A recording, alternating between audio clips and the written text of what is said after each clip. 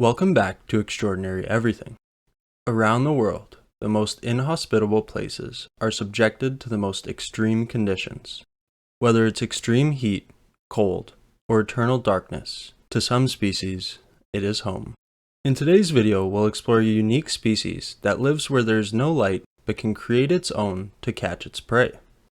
This species is known as the New Zealand glowworm. Glowworms can be found worldwide, but this particular species can only be found in the islands of New Zealand. They are usually found in underground cave systems and native vegetation, as both are high in humidity and have available prey populations. Despite receiving virtually no sunlight, cave systems are teeming with life. While most life on Earth would not be able to survive without sunlight, the New Zealand glowworm uses the darkness to its advantage.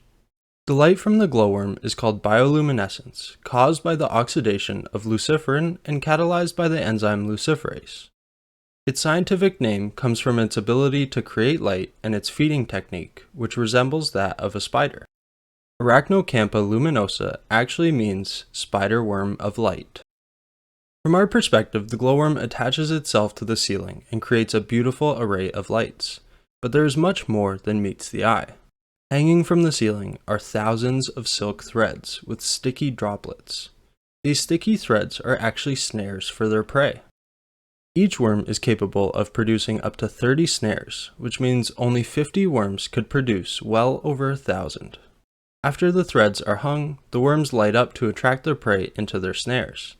At night, some insects, such as moths, actually use starlight as a guide.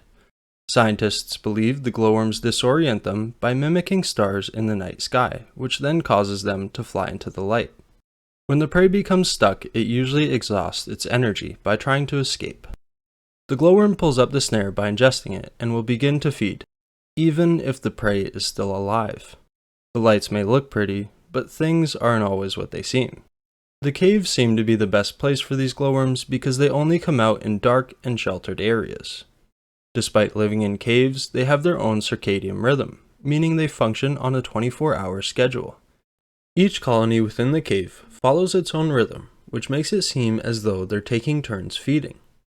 In spite of being named after a worm, the New Zealand glowworm is not a worm at all. It is actually the larval stage of a fungus gnat. The larval stage is the longest of its life. It will grow from about 3 mm to 30 or 40 mm over the course of up to 1 year. It will molt 5 times before entering the pupal stage, which then lasts about 2 weeks. The sole purpose of the adult Arachnocampa luminosa is reproduction. The adults are poor flyers, they cannot feed, and only live for about 3 to 5 days. Adult females will maintain their bioluminescence, while the adult males stop glowing. The females will lay over 100 eggs on the cave wall, due to hatch in about 20 days. The first written record of this species was in 1871, found in a gold mine in the Thames region. The first time the species was formally described was in 1891, although in 1924 it was placed within a genus of its own because of its unique characteristics. There are currently a few glowworm caves open to the public for tourism, the oldest and most popular being Waitomo.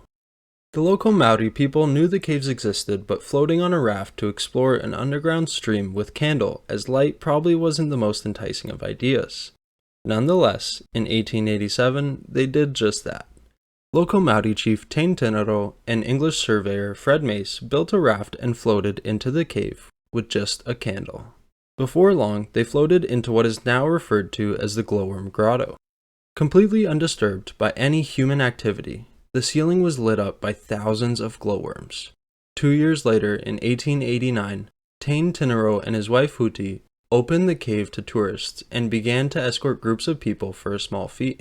In 1906, the government took control of the cave for over 80 years. Thankfully, in 1889, the cave was returned to the descendants of the original owners. The Waitomo cave is full of history. From millions of years old rock and limestone formations to hundreds if not thousands of generations of glowworms. The cave currently offers tours as well as other activities, and some of the cave guides are actually descendants of Chief Tain Tinaro, the original explorer of the cave. The tours offer an opportunity to not only learn about the cave and its occupants, but also about the Maori people, their myths, legends, culture, and history. The conservation status of the New Zealand glowworm is currently listed as least concern. The local people view these caves as a precious treasure and are committed to upholding the Tiaki Promise. The Tiaki Promise is a commitment to care for New Zealand's people and places for current and future generations.